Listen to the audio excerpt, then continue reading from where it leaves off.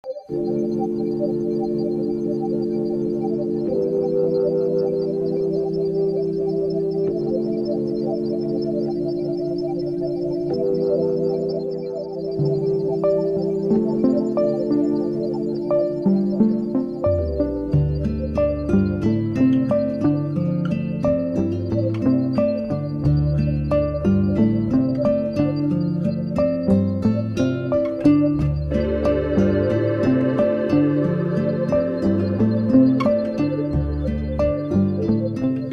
buenas tardes para todas las personas acá presentes. Buenas tardes a nuestro juez coordinador, el doctor Arquímedes Monzón, quien se encuentra presente en la tarde de hoy. Asimismo, el licenciado Carlos Bozo, quien es el trabajador social del equipo y a su vez coordinador del equipo interdisciplinario, ¿sí? Agradecido con el museo por habernos tomado en cuenta para esta actividad. Agradecida con Giselle, que muy amablemente pues, nos tomó en cuenta, ¿no? Y la idea de hoy acá pues, es impartir un poco esos conocimientos en cuanto a la ley orgánica sobre el derecho de la mujer a una vida libre de violencia, ¿no? Muy sonada, pero que muy pocos conocemos, ¿sí? En mi ponencia vamos a ahondar un poco en lo que es o lo que son los delitos, ¿no? Que tipifica esta ley. Para las personas que no la conocen, se las presento. Esta es la ley, ¿sí? Vamos a conocer un poco dónde está el circuito judicial penal con competencia en delitos contra la mujer, que está ubicado acá en Mérida y que quizás muchas de las personas que están acá desconocen dónde nos encontramos, desde qué fecha estamos laborando nosotros ahí en ese circuito, qué conocemos en ese circuito, ¿sí? Y posteriormente el licenciado Carlos Bozo irá a hacer una ponencia en cuanto al sexismo, ¿no? Debemos identificar muy bien, saber cuál es la diferencia de género, cuál es la diferencia de sexo, ¿sí? Por eso que debemos identificarnos muy bien. Bien, yo me hago y siempre comienzo con esta pregunta: ¿es necesaria una ley para proteger los derechos de la mujer? ¿Qué creen aquí la mayoría presente? ¿Será necesario esa ley? ¿O era necesario esa ley? Porque hay delitos, si no hubiese no fuese necesario, es verdad. Entonces sí era necesario esta ley, ¿verdad? Era necesario que el legislador creara esta ley, como decía una compañera, era una deuda que tenía el Estado venezolano para con la mujer. ¿Por qué? Porque no es solamente de ahorita que vienen vulnerados los derechos de la mujer, sino era de tiempos atrás que siempre los derechos de la mujer pues eran vulnerados, ¿no? Entonces sí es necesario o sí era necesario la creación de una ley que protegiera los derechos contra la mujer. ¿Por qué? Porque eso es un problema de salud pública y constituye una violación de derechos humanos, ¿sí? Así está tipificado, así lo quiso el legislador cuando implementó esta ley, ¿no? Debemos comenzar como todo por dónde nace, por nuestra Constitución, ¿sí? La Convención para la eliminación de todas las formas de discriminación contra la mujer, la CEDAW, ¿sí? La Convención La Belén do Pará, ¿sí? Posteriormente nace la Ley Orgánica del Derecho de la Mujer a una vida libre de violencia en el año 2007, ¿sí? Fue promulgada y sancionada por el legislador. Posteriormente, en el año 2008, comienza y se crea el primer circuito en delitos de violencia contra la mujer en el área metropolitana, ¿sí? Nosotros acá nacimos en el año 2013, el circuito acá. La ley nace en el año 2007. Nosotros acá como circuito nacemos en el año 2013, es decir, que llevamos poco más de 2 años de haber nacido acá en el estado de Mérida, ¿no? Ley Orgánica sobre el Derecho a la Mujer a una Vida Libre de Violencia, 19 de marzo del 2007, carácter orgánico. ¿Por qué será de carácter orgánico? ¿Hay algún abogado aquí presente? Para los que no son abogados, carácter orgánico, luego de la Constitución vienen las leyes orgánicas, ¿sí? Lo que en la universidad nos enseñaron como la pirámide de Kelsen. ¿sí? Para los que somos abogados. Entonces, el legislador le da ese carácter orgánico porque por encima de ella solo va a estar la Constitución. En consecuencia, una ley especial no va a ir nunca por encima de esta ley. De hecho, está en el mismo rango que el Código Orgánico Procesal Penal. Entonces, están en el mismo rango, el Código Procesal Penal no puede ir por encima de esta ley, ni esta ley puede ir por encima del Código Procesal Penal o el Código Orgánico Penal, el Código Penal. Solo irá por encima de ella la Constitución, ¿sí? Estamos claros, ¿no? Ese es el ámbito, el por qué carácter orgánico, por qué el legislador le da el carácter orgánico, ¿sí? Ámbito de aplicación. ¿Qué creen ustedes? ¿Que esta ley solamente va contra el hombre? Como normalmente dicen por ahí, doctor, pero es que esa ley todo el tiempo va en mi contra y es inconstitucional.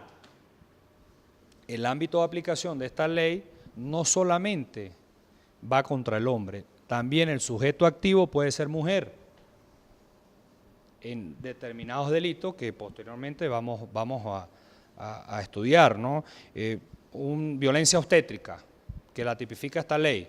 ¿Sí? El sujeto activo puede ser una doctora, una enfermera, alguien que conozca de ese ramo, ¿no? Entonces, no solamente el ámbito de aplicación de esta ley va contra el hombre, ¿sí? Entonces, debemos saber que también esta ley puede ir y puede atacar la conducta, una conducta que esté tipificada, que haya sido producto o que venga del sujeto activo, que sea mujer. ¿Me van siguiendo, verdad? Bien, objeto de esta ley. ¿Qué creen ustedes que sea el objeto de esta ley? Prevenir, atender, sancionar y erradicar ¿qué? La violencia contra la mujer. Ese es el objeto de esta ley. En su artículo número 1 establece, el objeto de esta ley es prevenir, sancionar, erradicar y atender la violencia contra la mujer, ¿no? Eso es lo que el legislador quiso cuando dijo, bueno, la mujer necesita una ley que proteja todos sus derechos. La ley va a ser orgánica para que solamente esté la Constitución. El ámbito de aplicación también puede ir el sujeto activo a una mujer, ¿sí? Y sobre todo debemos crear instituciones que atiendan, ¿no? Que conozcan y que sea una jurisdicción especial como la de nosotros, que conozcan los delitos que tipifican esta ley. Esta ley ya sufrió una reforma el año pasado, en septiembre, el 14 de septiembre, si mal no recuerdo, sufrió la primera reforma y fue incluido en esa reforma, anteriormente tipificaba 19 delitos. Con la reforma en el año 2014, esta ley incluye 2 nuevos delitos, ¿no? Como lo es el femicidio, que quizás hayan escuchado un poco lo que es el femicidio, y lo que es la inducción al suicidio, ¿sí? Entonces, posterior a esa reforma, la ley agregó dos delitos más, ¿no? ¿Sí? Bien. Definición. Debemos saber o debemos conocer qué tiene por definición esta ley o cómo ve por definición esta ley. Y me establece en su artículo 14 que la violencia contra las mujeres a que se refiere la presente ley comprende todo acto sexista. ¿Sí? ¿Qué será un acto sexista? ¿Qué entenderán ustedes por un acto sexista? Que tenga o que pueda tener como resultado la muerte o un daño o sufrimiento físico, sexual, psicológico, emocional, laboral, económico, patrimonial, la coacción o la privación arbitraria de libertad, así como la amenaza de ejecutarles actos, tanto si se producen en el ámbito público o privado, de acto sexista. Es decir, que esta ley, por el simplemente hecho de ser mujer, el hombre agreda a esa mujer, ¿sí? Lo que por ahí llaman, bueno, el lado débil, ¿no? El lado débil que es la mujer, ¿no? Clasificación de la violencia. ¿Cómo clasifica esta ley la violencia? Física, psicológica, sexual, patrimonial, económica, laboral, institucional, obstétrica y mediática. Esa es una clasificación de lo que es la violencia, de cómo clasifica los tipos de violencia, ¿no? Para posteriormente entrar a lo que son los delitos que tipifica esta ley, ¿no? El legislador fue tan allá que quiso proteger a la mujer para que se diera cuenta de que hay muchas mujeres que dependen económicamente del esposo, ¿no? Bueno, yo no denuncio a mi esposo porque yo dependo de un 15 y de un último, y entonces si yo lo denuncio, ¿quién me va a mantener? ¿O quién va a asumir con los gastos de la casa? El legislador fue tan allá que dijo, bueno, para la mujer que piensa así, no va a haber excusa. ¿Por qué? Porque esta ley tipifica también una manutención. Ah, ok, entonces ella depende de él y por eso es que ella no lo denuncia. Dígame.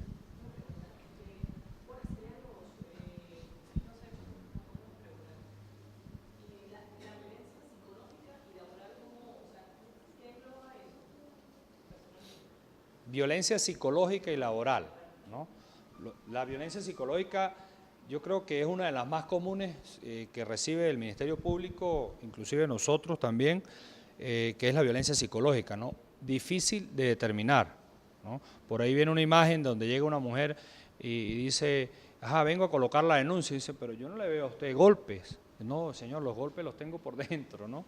Entonces, la violencia psicológica es muy difícil de determinar, ¿no? Porque tiene que pasar por una serie de evaluaciones, ¿sí? Tiene que pasar por un equipo interdisciplinario para poder determinar el daño psicológico que pueda tener o que no pueda tener esa mujer, ¿no? Y una violencia laboral muy típica es que, bueno, por condiciones de que yo soy jefe, entonces usted es mi secretaria y usted tiene que hacer lo que yo le diga. Más allá de las condiciones laborales que debería haber, ¿no? Eso pudiera ser un ejemplo de violencia laboral, o que sencillamente yo tenga otro cargo más arriba y yo no la voy a ascender porque pues usted tiene que hacer lo que yo le pida como su jefe inmediato. Por eso comenzaba en tratar de que tenemos que diferenciar, ¿sí? El género lo que es el género y lo que es el sexo, ¿no? Para poder identificar de qué parte o cómo se va a tipificar o cómo se va a asumir esa condición, ¿no? De todas maneras, el licenciado Carlos Bozo, en su ponencia, él va a profundizar un poco lo que es ese tipo de diferencias, ¿no? Pero te puedo adelantar que la violencia psicológica, según lo tipifica esta ley, en su artículo 39, que mediante tratos humillantes y vejatorios, ofensas, aislamiento, vigilancia permanente, comparaciones destructivas o amenazas genéricas constantes atente contra la estabilidad emocional o psíquica de la mujer, será sancionado con prisión de 6 a 18 meses. Ahí el artículo es muy claro, ¿no? ¿Dónde puedes tú, bajo qué supuesto puedes tú enmarcar lo que pueda ser una violencia psicológica, ¿no? Repito, algo es difícil, la violencia psicológica, y a pesar de que es muy común, ¿no? Normalmente el órgano receptor de denuncia diga, ajá, y yo vengo porque mi marido me maltrata psicológicamente constantemente. ¿Cómo determina el funcionario o el órgano receptor de denuncia en este caso que eso sea verdad? Hace 15 días estuvimos en unas mesas de trabajo para tratar de filtrar un poco, que no solamente todo llegue, el órgano receptor de denuncia sepa qué debe hacer al momento de recibir una persona con un daño psicológico, ¿sí? A dónde la debe remitir, si efectivamente hay o no hay un daño psicológico, y debemos conocernos, los que trabajamos en este medio, que existen instituciones que quizás puedan hacer la contención sin necesidad de una vez remitir al Ministerio Público, porque bueno, tú mandas al Ministerio Público a una mujer y ya están, hasta por número están, ¿no? Entonces es demasiado, tú llegas allá, te calas la cola, ajá, la fiscal, ajá, dígame que no es violencia psicológica, no, eso no es violencia psicológica. Por aquí no le va a prosperar, por aquí, entonces otra vez, ¿qué hago?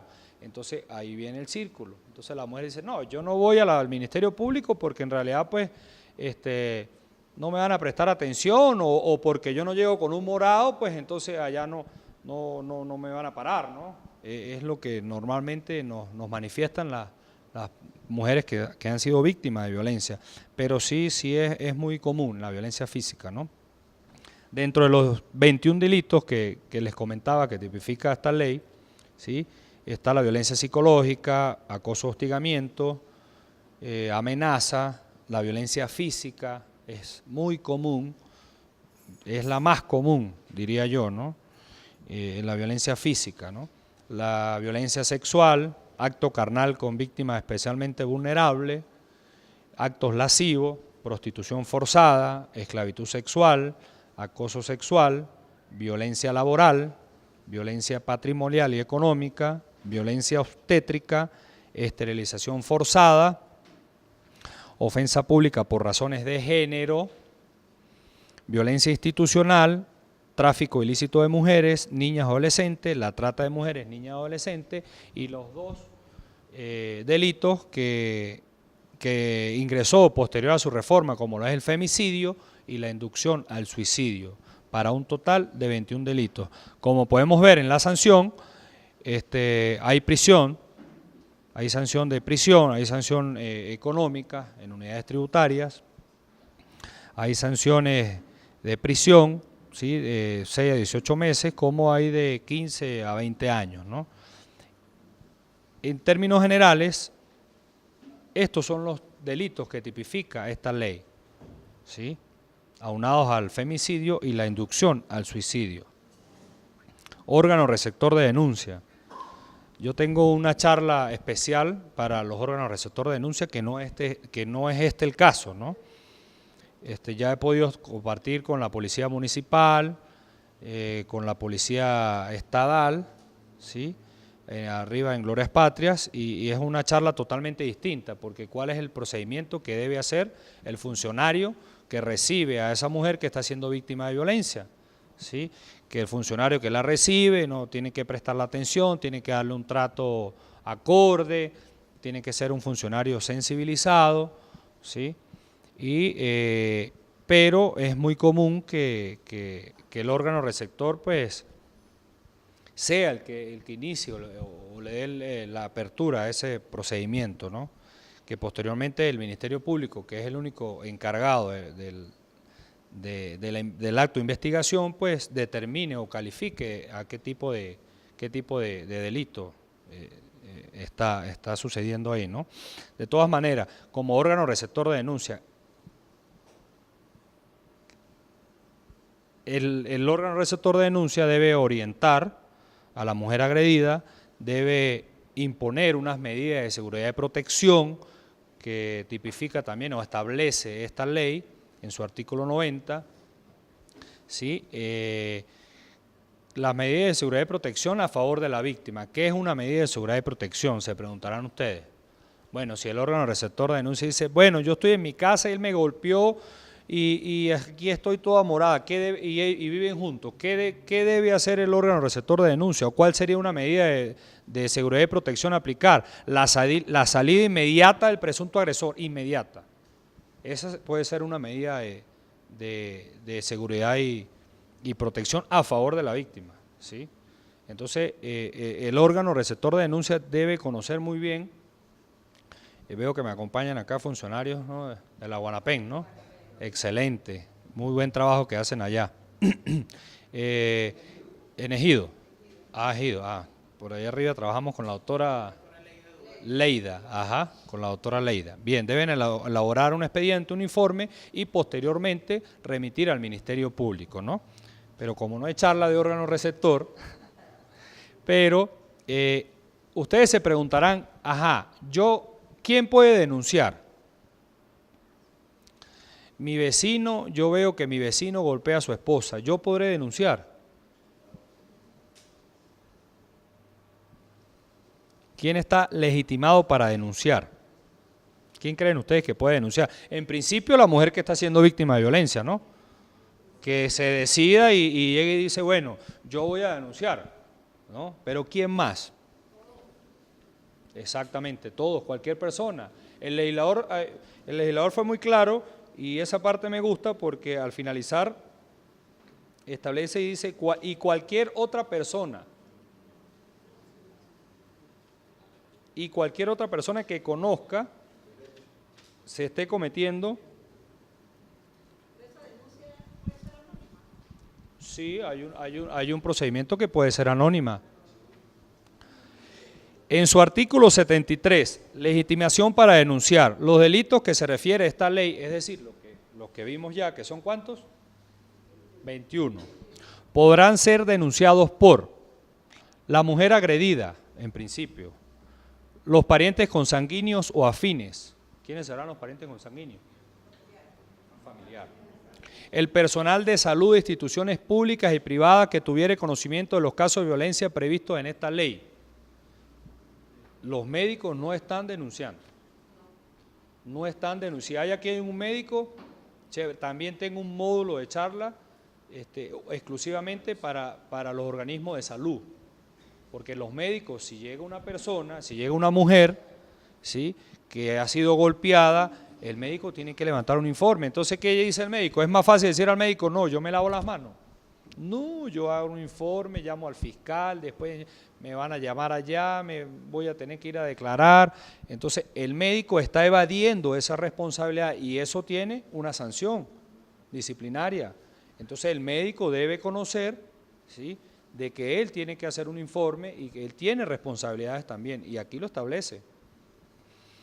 La Defensoría de los Derechos de la Mujer a nivel nacional, metropolitano, estatal, municipal, adscrita a los institutos nacionales, metropolitanos, regionales, municipales, respectivamente. Aquí hay los consejos comunales y otras organizaciones sociales. Si hay alguien aquí de un consejo comunal que conozca un caso, debe dirigirse al organismo receptor de denuncia, ¿sí?, y decir, mire, nosotros conocemos un caso en la comunidad, en X casa, entonces por favor para que tomen cartas en el asunto. Eso lo deben hacer. Hay consejos comunales que se han acercado hasta nuestras instalaciones a solicitar este tipo de charlas de orientación. ¿Por qué? Me llamaba una vocera del consejo comunal y me decía, doctor, mire, yo no sé qué hacer, ese hombre va a matar a esa mujer. Entonces, bueno, en vista de la preocupación de esa consejera del Consejo Comunal, nosotros nos trasladamos hasta la comunidad, en Ejido fue eso, Frente Macro, ¿cómo que se llama esa organización por ahí? Frente Macro por ahí, bueno, ahí estuvimos en una institución escolar, fue la señora, estuvo la doctora Yeinin, quien es jueza de control, audiencias y medidas número 2, ella nos acompañó a esa actividad, la señora lloró, se desahogó, bueno, se tomaron cartas en el asunto. Entonces, el Consejo Comunal está facultado también para denunciar este tipo de situación, ¿no? Las organizaciones defensoras de los derechos de mujeres y lo que más me gusta, cualquier otra persona o institución que tuviera conocimiento de hecho punible previsto en esta ley. Es decir, que yo no tengo excusa. Pero entonces, ¿qué pasa? O que es muy común, que nos hacemos las vistas gordas. Como no es problema de nosotros, dice, no, doctor, pero yo voy y denuncio, entonces al otro día están los dos agarrados a la mano. Porque eso también pasa. Eso también pasa. Nosotros le damos charlas, el equipo interdisciplinario, a los agresores, que es una charla impuesta por los tribunales de control, es decir, obligatorio cumplimiento y asistencia, y donde pues ellos llegan a su charla y van con la víctima agarrado de la mano. Él entra a la charla, la víctima lo espera afuera y se va, doctor, ajá, ¿y usted tiene medida de seguridad y protección? Sí, yo tengo, ajá, ¿cuál es la medida? Alejamiento, prohibición de acercarme por sí o por terceras personas. Le dije, ajá, ¿y usted por ahí agarrado la mano con ella como si nada? Eso no puede ser. Eso no puede ser porque si hay una medida de seguridad y protección, debe respetarse. Que volvieron, que se dieron la oportunidad, bueno, chévere, los felicito, pero entonces hagan el conocimiento y usted se tiene que cuidar. Porque si le pasa algo y hay una medida de alejamiento y usted está con ella, exactamente, está incumpliendo. Y hay casos que por incumplimiento de una medida de seguridad y protección están allá abajo con todos los gastos pagos. Desayuno, almuerzo y cena van en el CEPRA. Entonces eso es muy delicado. Yo insisto mucho en mis charlas a los agresores en que deben de cumplir esas medidas de seguridad y protección. No, la medida de seguridad y protección es impuesta al agresor. Es decir, no es que ella no se va a acercar, por supuesto, ella no debería acercarse a él, ¿no? Pero hay casos de casos. Entonces, pero el que se tiene que cuidar de esa medida y de darle cumplimiento es él. Es el hombre, el que cometió el hecho punible, el que está pagando por un acto, ¿sí?, que no debió cometer. O es muy común, doctor, yo salí de mi casa, ok, perfecto, ajá, ¿y cómo hago para ver a mi hijo? Si tengo una medida de alejamiento. Eso es muy común, eso es el ABC. Ah, bueno, ok. Entonces, una vez por allá uno lloró. Doctor, tengo como 8 meses que no veo a mi hijo. Le dije, no, ya va. Una cosa es que usted tenga una medida de seguridad y protección y otra cosa es que usted sea mal padre. Porque el hecho de usted tener la medida de alejamiento o prohibición de acercarse por sí o por terceras personas no quiere decir que usted no va a ver a su hijo, no. Que no lo vaya a ir a, mire mi amor, venga a buscar al niño, no, eso no lo puede hacer. Pero sí hay los canales regulares para que usted pueda visitar y ver a su hijo, pero no es que, porque entonces les da miedo, no, yo tengo miedo, si yo me le acerco, me va a meter preso, acompañamiento o visita supervisada, aquí está el trabajador social de nosotros. Entonces utilizan la oficina, eso es un medio pertinente. Se hace ese enlace y ese es el trabajo sobre todo de esos órganos receptores que le den seguimiento a ese tipo de situaciones, ¿no? Pero entonces el hecho de que existe una medida de seguridad y protección no quiere decir que yo voy a descuidar a mi hijo o no voy a cumplir con las obligaciones como padre, ¿no? Hay personas que, este señor lloró, me decía, tengo tiempo que no veo a mi hijo porque me da miedo ir a buscarlo, ¿cómo lo busco? Le digo, no, ya va.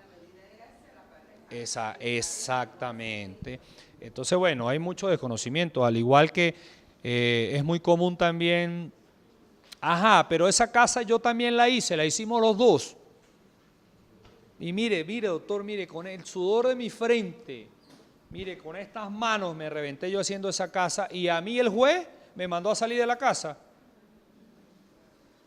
Ah, ¿y ahora qué quiere decir? ¿Que yo le voy a dejar en la casa a ella? No, ya va.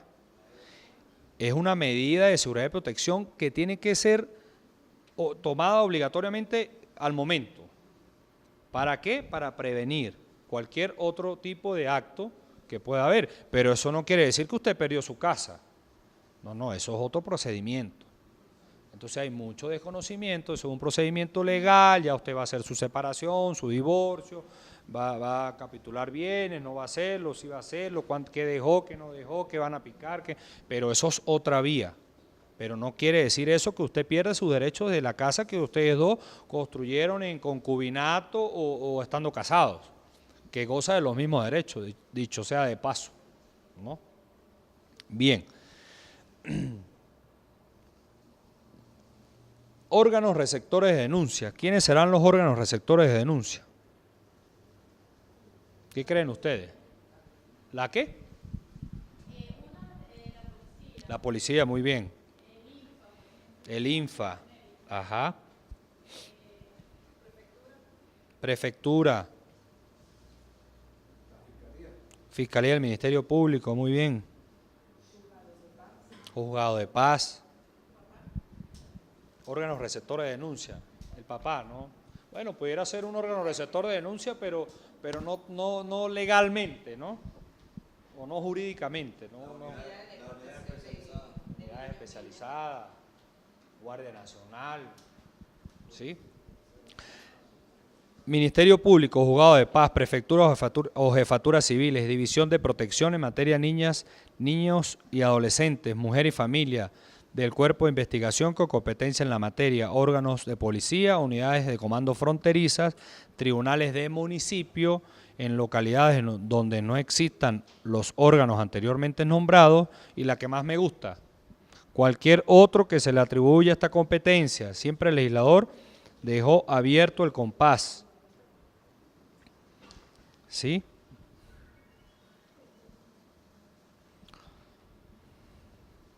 Funciones de los órganos, no voy a hablar de los órganos de denuncia. Legitimación para denunciar, ya se los dije.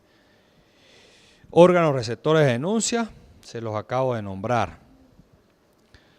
Ministerio Público por excelencia, porque el Ministerio Público es el ente, el que tiene la titularidad del ius puniendi, ¿no? El poder del Estado de ejercer esa acción, ¿no? Es el único que tiene un procedimiento.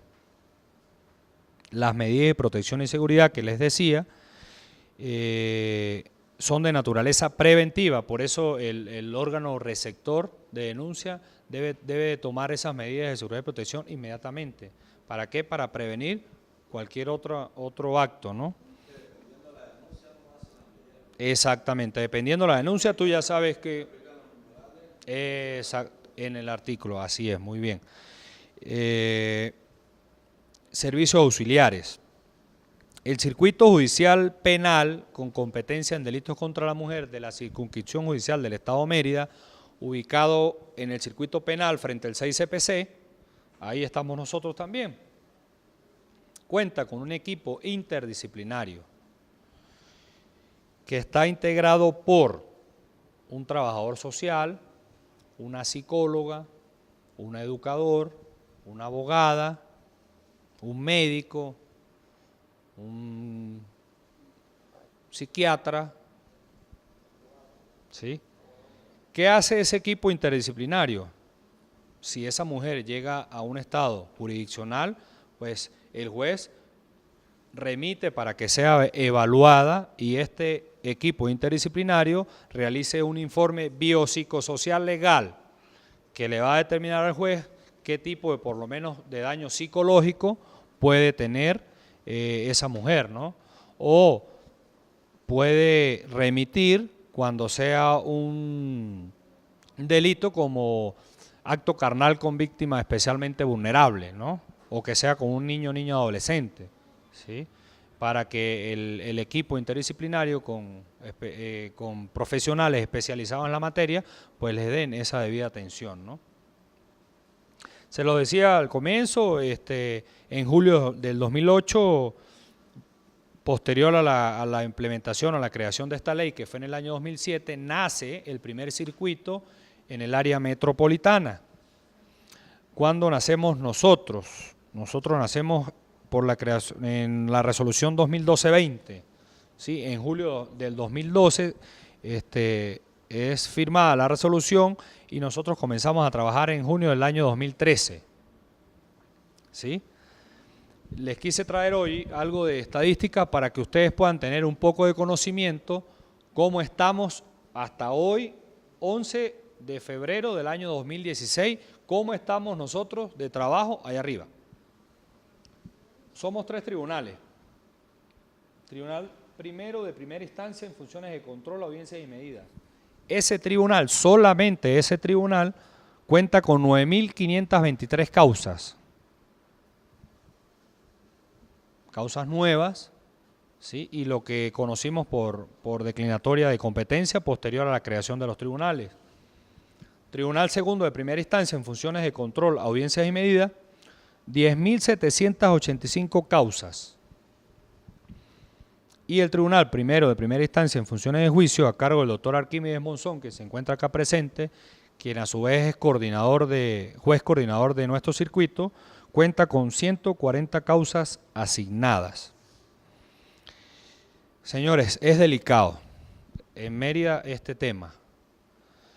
En vez de ir bajando, estadísticamente vamos subiendo. Normalmente en las charlas a los agresores yo pregunto, ¿cuántos terminan el día de hoy? Levantan la mano 2, 3. ¿Cuántos comienzan el día de hoy? 7. 8. Siempre la diferencia es así. Yo tengo lo que tengo con este circuito, 2 años y algo, y nunca ha sido al revés. Nunca ha sido al revés. ¿Quiénes terminan? Siempre los que entran son más. Entonces es delicado. Por eso nosotros pues hemos querido tratar de convertirnos en multiplicadores, ¿no? Y esa es la idea de esta charla del día de hoy acá, de que ustedes conozcan esta ley, conozcan que se viene haciendo un trabajo, conozcan que existe un circuito que cuida y que vela y protege los derechos de la mujer, y que el Estado venezolano pues está invirtiendo en la capacitación de personal para darle respuesta inmediata, ¿no?, a esa mujer que presuntamente ha sido víctima de la violación de un derecho, ¿no? Entonces hay trabajo. Si ustedes pueden ver la cantidad de causas para solamente 3 tribunales, es fuerte. A veces usted va a ver un juez, entonces tiene que... ¿Dónde está? Porque está así de causa. Entonces hay mucho trabajo. Les traje unos recortes, eso fue cuando se inauguró el circuito, ¿sí?, para la magistrada en ese entonces. Primer año de aniversario, ya llevamos 2, vamos para 3. Y si existe alguna duda y si quieren alguna pregunta, con mucho gusto se las respondo.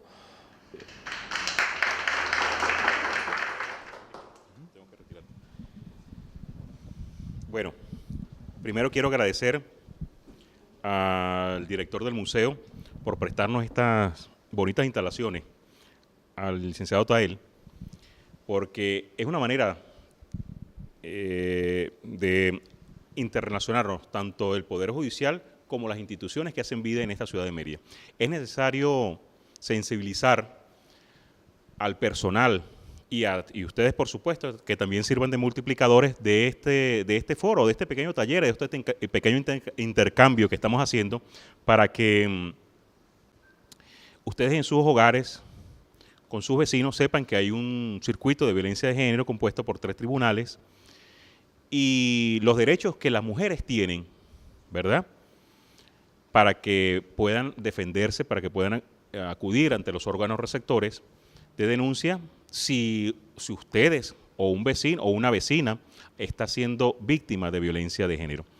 Por eso es un pequeño esfuerzo que nosotros estamos haciendo para que ustedes sirvan de multiplicadores y sepan la labor que nosotros estamos haciendo. Por eso, pues le agradezco a esta institución altamente que podamos nosotros poner ese granito de arena. Es muy importante, por supuesto, en una sola conversatorio como este, no se definen y no se aclaran todas las dudas, pero creo que ustedes tienen el principio de lo que son los derechos de las mujeres, ¿verdad? No solamente las mujeres, los hombres también tenemos que defender a las mujeres. Eso es bien importante, porque una sociedad con mujeres maltratadas, mujeres violentadas psicológicamente, no puede ser una sociedad sana, no es una sociedad próspera, no es una sociedad que se desarrolla, no es una sociedad que es normal. Una mujer violentada psicológicamente en su hogar está mal, sus hijos están mal, ¿verdad? Y por supuesto, toda la sociedad en sí funciona mal. Y las mujeres, como conocemos, que son las que mantienen, diríamos así, el núcleo familiar y son las que mantienen una sociedad, porque las mujeres no solamente trabajan, laboran como hoy en día laboran, ¿verdad?, sino que también llegan a sus casas a hacer doble trabajo, a mantener su hogar, a mantener sus niños, a mantener su familia, a mantener su esposo, porque muy pocos hombres colaboran en su casa. Entonces es necesario que ustedes vayan diferenciando poco a poco. Este puede ser la primera de las charlas o conversatorios que tenemos, pero nosotros aquí, los que no saben, todos los viernes, los últimos viernes de cada mes, estamos haciendo este tipo de intercambio, foros, pero traemos los imputados. Los imputados están aquí, le damos un cineforo e intercambiamos opiniones sobre lo que debe ser y lo que no debe ser. Entonces, los invito para el viernes 26 en este mismo auditorio para que ustedes participen del cineforo, las películas que vamos a presentar, y así poder aclarar las dudas. Con respecto a lo que es la violencia sexual, la violencia psicológica, como bien lo decía el doctor Mir, es una de las más difíciles de definir, pero es la más común. ¿Por qué? Porque va siendo mella en la mujer y ella no se da cuenta hasta que alguien o ella misma reflexiona sobre lo que está pasando y explota y actúa. Pero a veces la mujer es humillada, como dice la ley en su artículo 39, vejada, y eso va convirtiendo a la mujer en un ser humano minimizado, excluido, ¿verdad? Que impide tener una sana relación social, que impide tener una sana convivencia con su entorno, con su familia.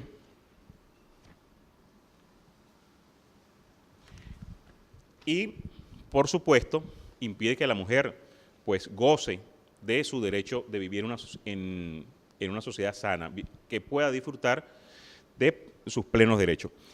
Hay una diferencia en lo que es la violencia psicológica laboral y lo que es la violencia psicológica normal, intrafamiliar.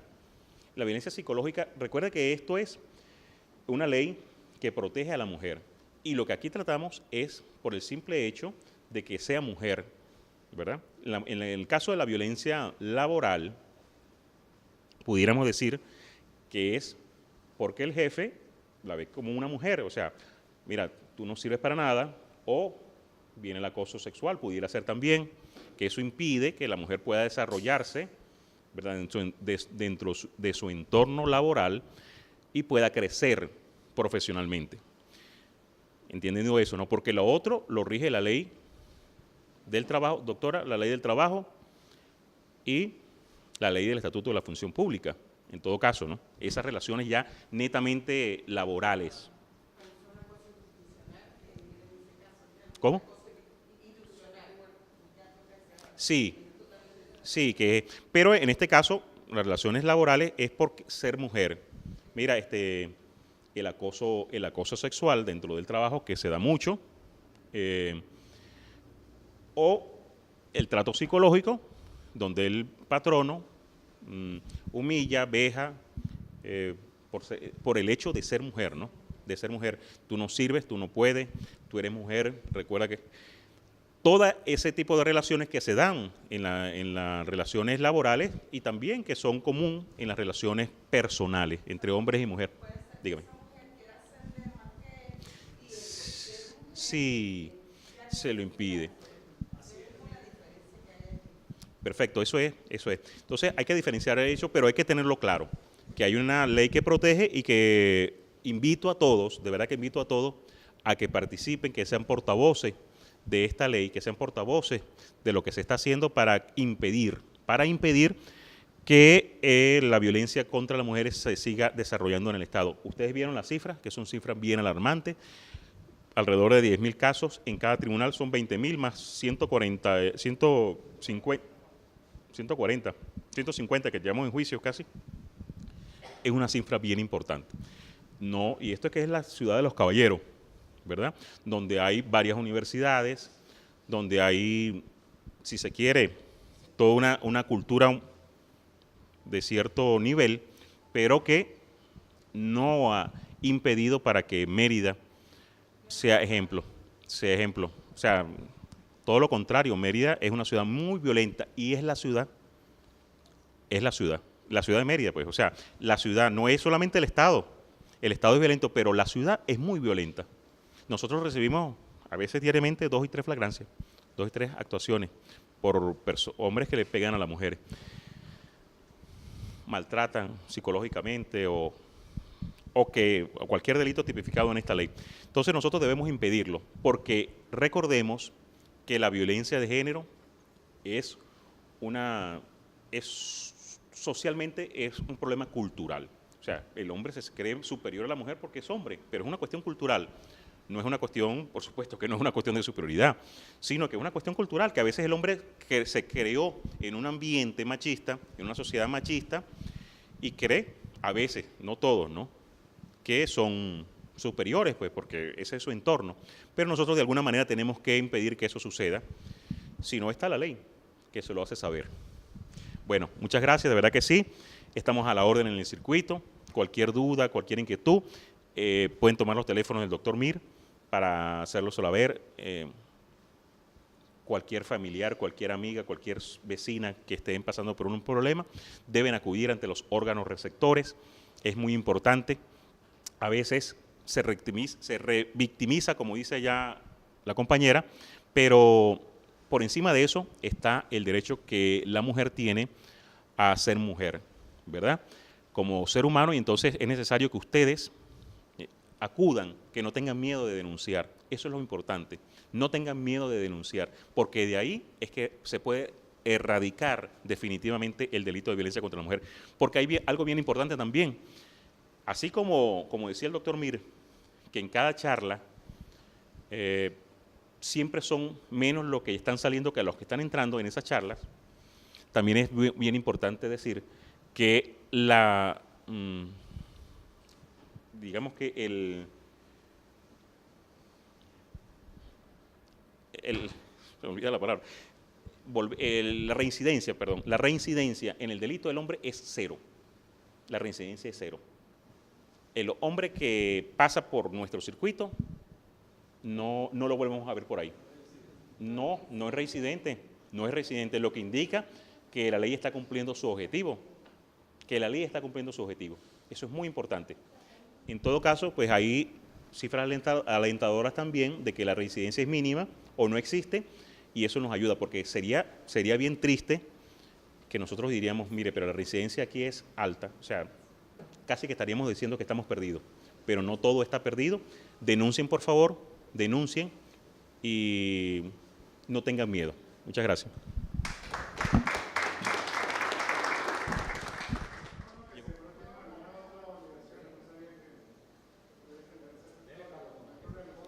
Sí, no, es muy importante, o diría muy preocupante, porque tantas comunidades que están en la necesidad de aprender estos temas y que algunas instituciones no acaten el llamado de la labor que solicitó el Museo de Ciencia, y más aún cuando acá se trata con personal. Esto lo digo como una manera de reflexión. No estoy señalando, no estoy además de las defunciones, porque indistintamente nuestro tribunal con competencia de delitos de violencia contra la mujer tenemos un horario establecido. Yo comúnmente yo le hubiese dicho al doctor Edgar Mir, que es mi coordinador, mi jefe superior, le hubiese dicho, no, mi horario es hasta las 4:30, yo no puedo acudir a esa actividad. Pero la realidad es que yo trabajo a un estado, a una necesidad social que es de salud pública, es un problema que el Estado aún está luchando, está combatiendo en ese sentido.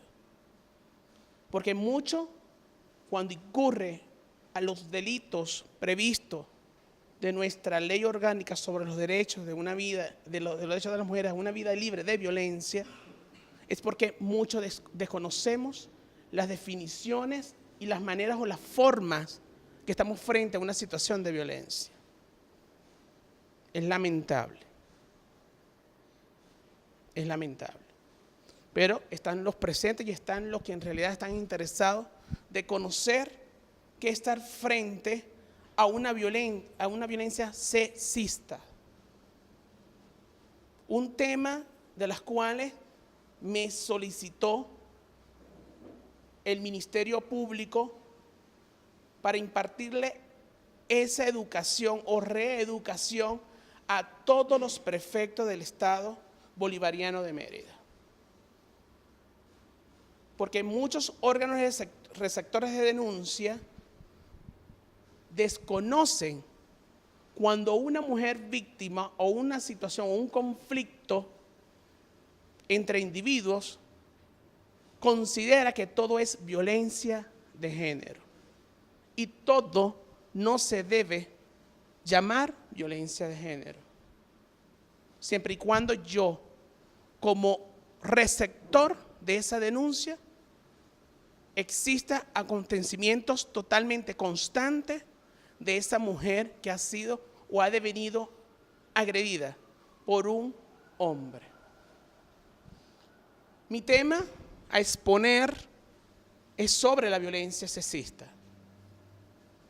Todos los que estamos acá, me imagino que tenemos un grado de instrucción universitario. ¿Qué pueden definirme ustedes qué es estar o es una violencia sexista? A ver. ¿Qué es para ustedes? Yo tenía una pregunta. Por ejemplo, cuando se le hace así por ser una mujer que reciba bullying en el trabajo, bullying, ¿también recurriría a esto? Recurriría porque indistintamente, dependiendo de la violencia, si es ejercida por el sujeto activo, que debe ser un hombre, evidentemente se tiene que denominar. Mujeres con mujeres, evidentemente es otro ente que debe conocer esos acontecimientos de violencia. Muy bien. La violencia sexista era inusual y era un castigo psíquico muy conocido a nivel internacional. Es un maltrato físico refrenado por las ideas sociales del papel de sumisión de la mujer al hombre y al tener que aguantar mucho. Eso es un mito. La violencia sexista es ejercida por aquella coacción o privación que como mujer nosotros los hombres naturalizamos todo este tipo de comportamientos inapropiados. Es decir, la violencia sexista existe vulnerabilidad, discriminación, tratos vejatorios, indistintamente subordinaciones. Nunca consideramos que una mujer debe ser más o mostrarse más que nosotros los hombres. Eso es estar frente a una violencia sexista.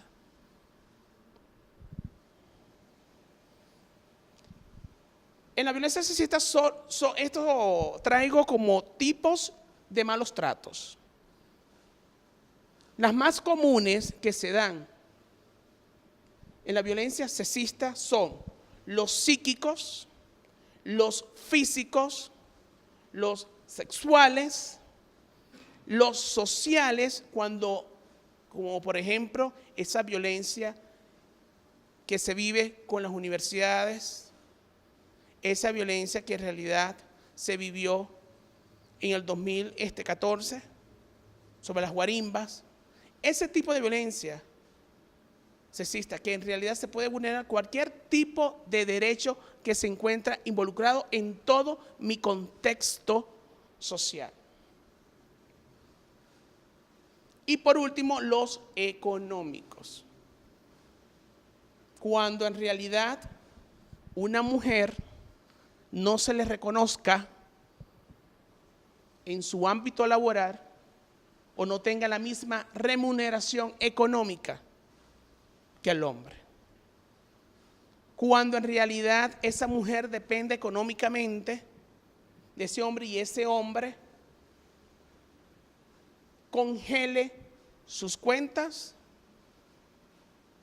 y la prive de sus bienes económicos.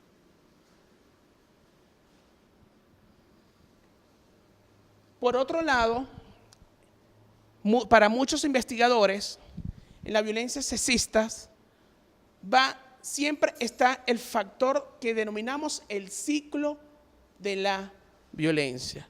Para muchos investigadores manifiestan que no, pero para otros coinciden que todo individuo que se desenvuelva en toda una sociedad está frecuente siempre este ciclo o puede estar presente este ciclo de violencia. Sea en la familia, sea en las comunidades, sea en las escuelas, inclusive en los medios de comunicación y a su vez, por último, dejo la religión. Este ciclo de violencia, por supuesto, tiene un núcleo que se denomina la negación.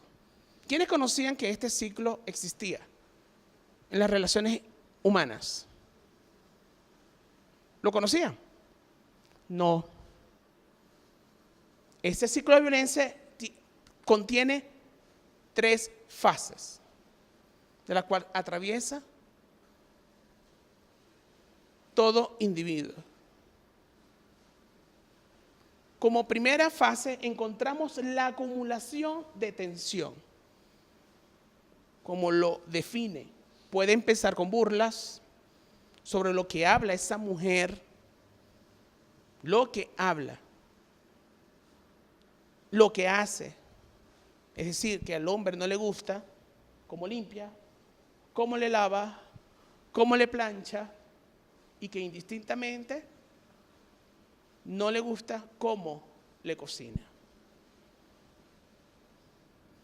Ya de eso hay gritos y amenazas. ¿De qué? Amenaza de que si tú me dejas, tú no eres nadie sin mí. Ese es el típico. Porque muchas mujeres víctimas que evaluamos manifiestan en esa acumulación de tensión. No, doctor, no quería denunciar porque en realidad yo no trabajaba. Yo dependía económicamente de él o dependo. ¿Cómo hacía? Por supuesto, encontramos la segunda fase que se denomina explosión violenta. Ya allí, el momento que la pareja o familias o individuos no busca ayuda, existe esta explosión. Sin importar, ese agresor justifica su enojo sin importar si has hecho las cosas para evitar o para evitarlas de la otra persona. Llega el momento de la agresión, ¿ok? Comienza, muchas mujeres en esa acumulación de tensión, comienza con una bofetada o comienza solamente con un empujón, comienza con una cachetada, un jalón de pelo y sucesivamente, el momento que ya el agresor vuelve en sí mismo, viene la última fase, que es la etapa luna de miel. Que después de la violencia ejercida por ese hombre maltratador, pide el perdón, que no lo vuelva a hacer. Empieza a mostrar, yo voy a cambiar, te lo juro, te lo prometo. No debí controlar.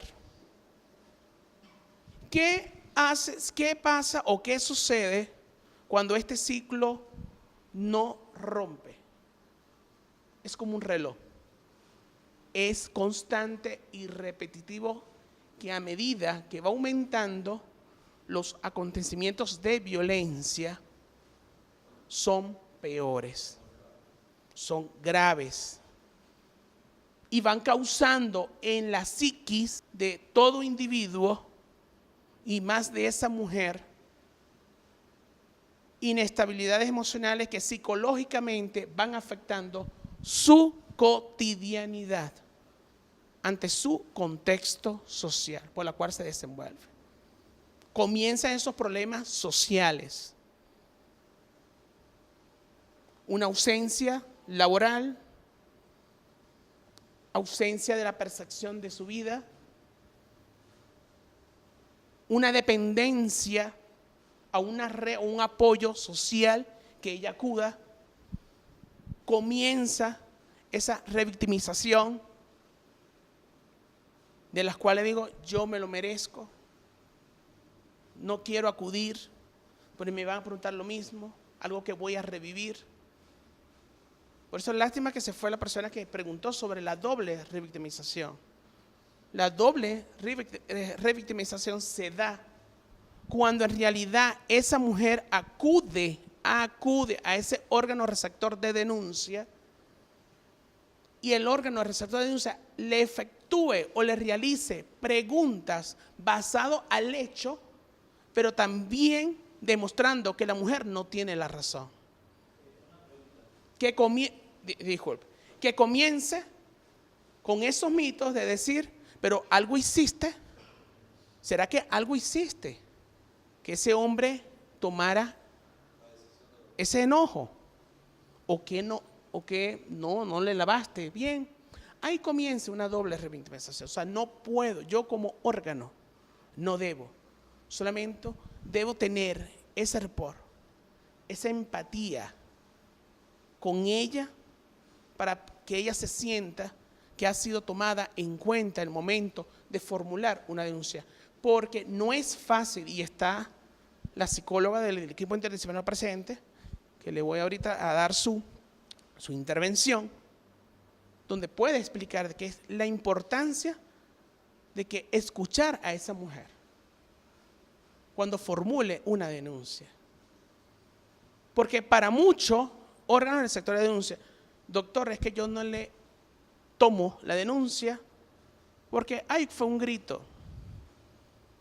Ya va, tú tienes que marcar un precedente, hay que marcar un precedente, pero no puedo ya de una vez accionar o armar un expediente porque solamente mi vecino me dijo estúpida. ¿Eso lo pueden ustedes calificar como actos sexistas? No. ¿Violencia psicológica? Tampoco. Porque muy bien la ley lo especifica, lo define. Es una constancia, algo constante. Pero ¿qué pasa? El primer precedente ahí queda. Si existe una segunda, alerta. Hay que revisar. Luego, ya que existe una tercera, ya va, un momento. Vamos a llevar un momentico a la mediación. ¿Qué está sucediendo? Conocer esos factores de incidencia que a mí me lleva esa violencia de la cual está sujeta esa mujer. Y luego ya, si existe otra denuncia, allí, de una vez, ya me indica que esa mujer está frente a un ciclo de violencia. Y ahí sí yo puedo denominar un acto sexista. Ahí yo puedo decir, esta mujer requiere una intervención por el Estado, donde se le garantiza esos derechos. ¿Qué es lo que lleva a un hombre a maltratar? Por supuesto, hay muchas interrogantes. ¿Son locos o son enfermos? Acá, esta parte, quiero dejársela a la licenciada Andrea Espinosa, nuestra psicóloga adscrita al equipo interdisciplinario, porque hay algunos parámetros psicológicos que en realidad quiero que se lleven a sus casas. Antes de pasar a mi compañera, el joven quería formular una denuncia o una duda. El hombre los agresores suelen ser dependientes a esta mujer. Y para que esta mujer no se separe de su lado, para que esté allí, para que lo atienda, para que haga todo lo que él decida que tiene que hacer esta señora, esta mujer, su pareja, van a manipularla emocionalmente para que ella se mantenga a su lado y prosiga satisfaciendo las necesidades de este hombre agresor. También son peligrosos cuando se establece una relación con ellos. ¿Por qué es peligroso? Porque el hecho de establecer una relación con una persona que es agresora hace que esta persona sienta que tiene una posesión. No eres una persona, no eres una pareja, no somos iguales, es una posesión y decido qué se va a realizar contigo, qué puedo hacer, qué no puedo hacer. Entonces, es importante tener en cuenta cómo se establece una relación. Las relaciones son de igualdad, igual que cualquier interrelación que debe haber entre mujer y mujer, hombres y los sexos opuestos. Siempre tiene que haber una igualdad. De eso se trata el trabajo, por eso se creó el tribunal, para que hubiera una igualdad. Y esa igualdad también tiene que estar en las relaciones interpersonales de cualquiera, incluso de padres a hijos, entre hermanos. ¿Por qué? Porque si rompemos esa igualdad en la relación, uno va a estar más arriba que el otro, y no es la idea. Tiene una actitud de víctima con enorme responsabilidad hacia la mujer. Las mujeres que son agredidas suelen sentir sentimientos de culpa. Ellas suelen creer que las agresiones son porque ellas han buscado, han retado y son las responsables de que sean agredidas. Y esto no es así. Entonces el hombre puede manipularla diciéndole fue tu culpa porque es tu irresponsabilidad que no me tengas el almuerzo listo y son las 11:15 yo no he comido. Porque ponen horarios. ¿Por qué? Porque son personas que son controladoras. Entonces esas personas que son controladoras tienen una hora para hacer unas cosas, el fin de semana es sagrado, no salimos, no hacemos nada. No sé si conocen a un hombre agresor. ¿Alguien me puede decir cómo han visto a un hombre agresor? Ajá, ¿qué más? Pero no simplemente la característica de que es agresor, de que es violento, sino que otras características han visto. Ajá, sí. Ajá, ¿qué más? Porque con los amigos siempre habla de, o sea, con los amigos es más macho el que cuida. Ajá, exactamente. Yo llego, yo hago en la casa, pero ella no me colabora. Entonces malinterponen a la pareja de una vez. Ujú. Yo soy el bueno, porque yo llevo el dinero, porque yo trabajo, porque esa es la obligación de ella. Entonces como malinterponen a su pareja y ellos son la víctima. Entonces él en ese momento es el víctima, yo soy la víctima. Y ella es la que me agrede, ella es la agresora. Entonces también hay ese tipo de hombres.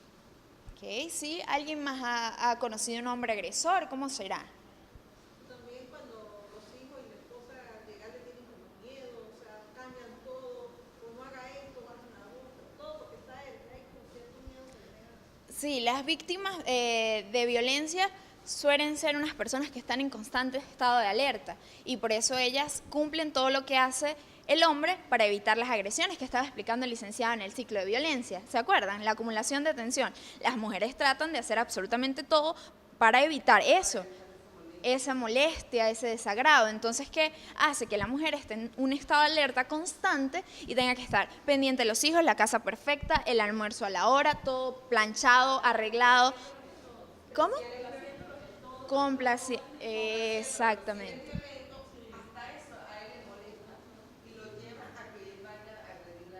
Exactamente. El hecho no, incluso la mujer, por ese sentimiento de culpa, se pone en un estado de alerta. Todo tiene un enlace. Entonces, para estar en ese estado de alerta, y ellas evitan que ese hombre se vaya, porque existe una dependencia a él, bien sea sentimental o económica, como estaba explicando también el licenciado.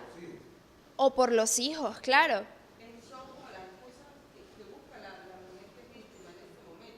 Es una justificación. Ajá.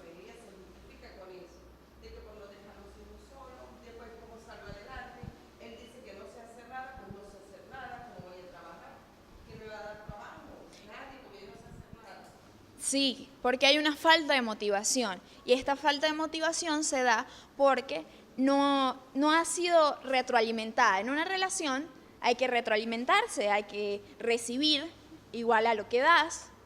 Entonces eso va creando en la mujer un baja autoestima y tampoco hay motivación. Por eso algunas mujeres no llegan a estudiar, no llegan a terminar sus estudios, ni siquiera a trabajar por el hecho de que el hombre ha asumido que, o sea, tiene unas responsabilidades y debe cumplirlas. Y sus motivaciones más individuales, más allá de las de familia, de las de pareja, se quedan a un lado. Deja de satisfacerse a sí misma para satisfacer a este hombre.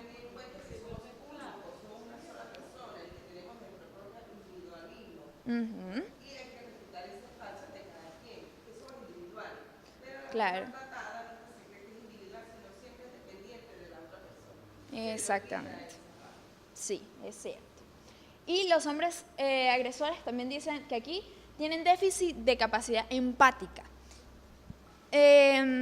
Es muy claro verlo, por ejemplo, cuando una mujer está llorando porque, por ejemplo, le dijo, esta comida está horrible, no te soporto, y esta mujer llora. Él no se pone en el lugar de esta mujer, no comprende, no entiende. Tampoco es que, no, sí, la va a entender, se va a poner sus zapatos y se va a volver a poner a llorar con ella.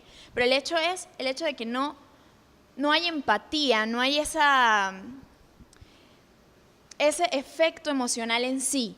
Suelen ser unas personas muy cerradas, porque el estilo de crianza de estas personas agresores suele ser, según los estudios, ¿verdad? Suele ser un estilo de crianza muy cerrado en donde los hombres no lloran, exacto, se reprimen. Entonces, eso también colabora a la acumulación de tensión y luego existe esa fase violenta, porque hay una acumulación de tensión, no lograron hablar, no lograron resolver los conflictos que tenían, que pudieron ser hasta mínimos, pero cuando hay esa tanta acumulación de tensión, hay una explosión violenta. Hoy atendí a un señor que, por eso no pude llegar antes, que incluso estaba llorando por el hecho de que reconocía que lo que había hecho estuvo mal y que pudo haberse solucionado hablando, en vez de golpear a su mujer, a su esposa. Suele ser fuerte cuando los vemos llorar porque son personas que son rudas, que tú las ves y son unas personas muy serias, y eso es lo que intentan aparentar. Eso es lo que intentan aparentar, una coraza, se crea una coraza en ellos. Y eso hace que sean tan poco empáticos y sentimentales como tal, no muestran ni siquiera muestras de afecto. Quizás al principio sí, incluso la fase de violencia, a veces la luna de miel a lo largo del tiempo se reduce, ya no hay ese discúlpame, perdóname, esas rosas, no hay eso, porque eso se va eliminando, porque ya no es necesario, igual va a estar aquí. Mira lo que le hice, le traje un ramo de flores, aquí está. Le hice otra cosa, le traje un ramo de flores, aquí está. Le hice algo, no le traje el ramo de flores, pero aquí sigue. Porque sigue, porque tiene miedo, porque las mujeres agredidas tienen miedo, tienen un temor. Y el hecho de que los hombres agresores siempre tengan el control, sean manipuladores, hacen que la mujer asuma que debe estar allí, asume que debe aceptar estas agresiones. ¿Okay? Y las mujeres que maltratan suelen tener estos tipos de mecanismos, son como unos mecanismos de defensa, para ellas no sentirse tan abrumadas. Uno de ellos es la negación, niegan su comportamiento, son incapaces de reconocer que están haciendo algo incorrecto o malo. Esto, más que todo esta negación, ese es del hombre. Él niega que está mal haber agredido a la mujer, o sea, le dio unos empujones y unas cachetadas y yo no hice nada, yo no sé por qué estoy aquí, cuando van a entrevistarse, o sea, yo no hice nada, yo no sé por qué estoy aquí. O sea, no reconocen el error, no reconocen las fallas que tienen y eso les dificulta muchísimo avanzar. Además de eso, hay una minimización. Esto sí tiene mucho que ver con la mujer. Quizás la mujer la golpearon en la cara, pero no fue tan grave, por lo menos, no sé, por lo menos eso se me va a quitar y no me va a quedar una cicatriz. ¿Sí me explico? Hay una minimización de lo que es el acto de violencia como tal, cuando es algo gravísimo. Incluso la violencia psicológica, que es supuestamente la que está, no es supuestamente, es la que está en todos los casos de violencia, se ve en casi todos los ámbitos, es una de las más graves, incluso más grave que un golpe.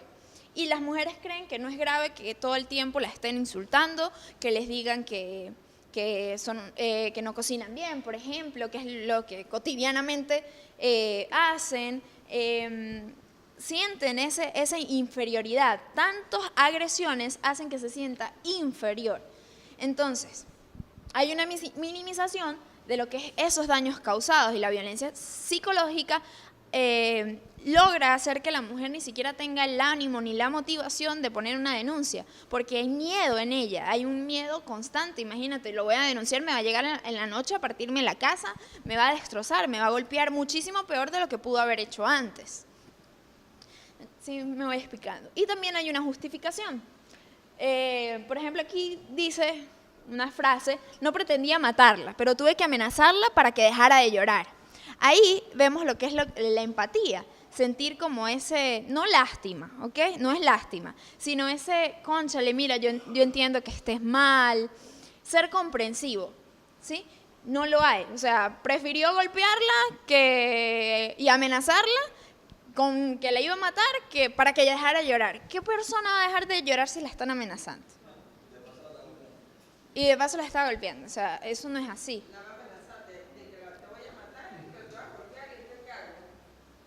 Exacto. Claro.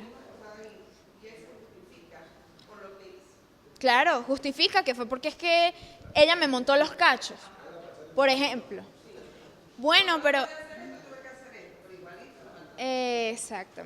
Exactamente. Muchos de los casos que llegan allá sobre violencia, sobre todo la doméstica, es por celos.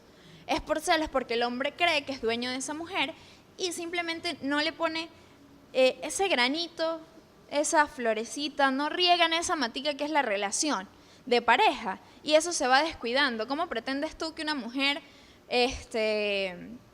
entregue todo? Porque las mujeres lo entregan todo, la mayoría entregan todo lo que pueden, porque así se le enseñaron, porque su mamá hizo lo mismo con su papá, a pesar de lo que quiera que hicieran, y no riegan esa matica. ¿Cómo pretenden que una mujer se sienta alegre, se sienta feliz, se sienta querida, apreciada?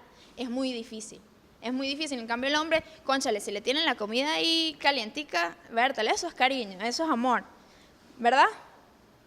Igual le gustaría a la mujer que hicieran lo mismo con ella. ¿Cómo?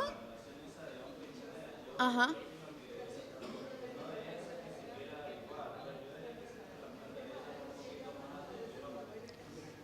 Ajá.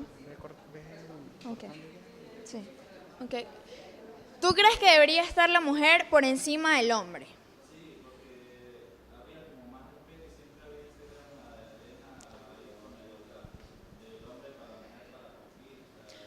No. Lo ideal es la igualdad, porque cada ser humano es igual, la diferencia podría ser biológica, y biológica en cuanto a reproducción.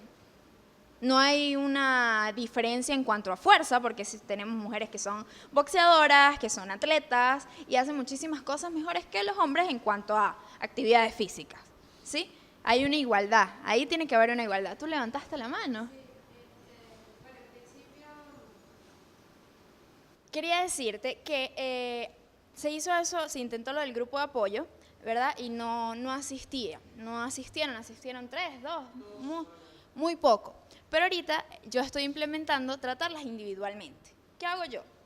Primero, ver cómo ha sido su vida, porque de verdad no podemos decirle a una mujer, ve y busca un trabajo o conseguirle un trabajo si ella no va a tener la motivación para trabajar.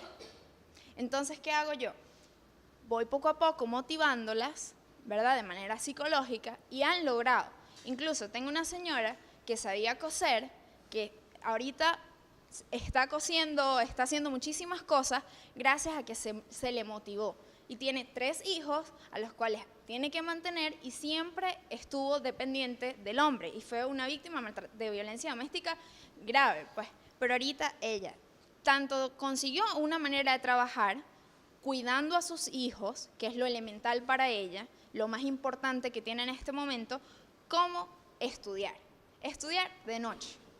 Cuando sus hijos ya van a dormir, tiene su hijo adolescente que puede cuidar de ellos.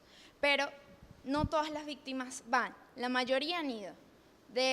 Ponle 10, 8 han estado yendo y se les ha ido motivando. Incluso tenemos una que está embarazada, que incluso el agresor volvió a molestarla, a agredirla, y ¿qué hizo ella? Fue a buscar ayuda, fue a hablar conmigo. ¿Qué hago? No sé qué hacer, porque así sucede, porque no tenemos un manejo de todo, no tenemos un policía para que esté en su puerta cuidando de que él la vaya a visitar, la agreda, cuando además de eso tienen un hijo juntos esperándolo. Y es fuerte para todas tener esa posición, incluso es fuerte para el hombre también, es difícil, pero hay que tratarlas. Yo a ellas las estoy tratando ahorita individualmente y a los hombres con las charlas. Para cerrar un poco, y diría que estos temas de hay una gran importancia. Creo que acá muchos han leído sobre los tratados o convenios, tanto internacionales, por los cuales nos basamos, o el legislador se basó por la creación de esta ley. El tratado de la CEDAW, y teniendo para ellos, tienen varias definiciones sobre lo que se busca a nivel internacional o el marco internacional. Ese marco que a mí me identifica que estar frente a una violencia o que estar frente a una desigualdad por razones de género. Yo los exhorto que lo lean y luego para una nueva actividad nosotros la discutamos. Porque es importante. Porque igualdad no es que yo pueda conocer las necesidades del otro, aunque sea mujer o sea hombre. La igualdad se busca que esos mismos derechos a mí se me respeten. No porque en realidad soy hombre yo tengo que ser superior a la mujer. O que en los mismos tratados igualmente tenemos las mismas capacidades y las mismas habilidades como seres humanos. Uno más destacado y otros no. Pero allí define muy bien qué se busca a nivel en el marco internacional sobre esas igualdades por razones de género. Esa igualdad en ese sentido. Bueno, muchas gracias por su presencia y estamos prestos a una nueva invitación para continuar tanto estos actos sexistas y más aún a ese marco internacional sobre esos derechos humanos. ¿Ok? Muchas gracias. Feliz tarde.